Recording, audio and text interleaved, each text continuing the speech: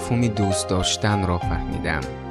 محبت را در یک نگاهت، صمیمیت را در یک لبخندت، خوش بودن را از خوشحالیت و تمام هستی را در بودنت. کنون مفهوم زیبایی را فهمیدم. خدا آن را در تو آفریده و حسش را در قلب کوچک من.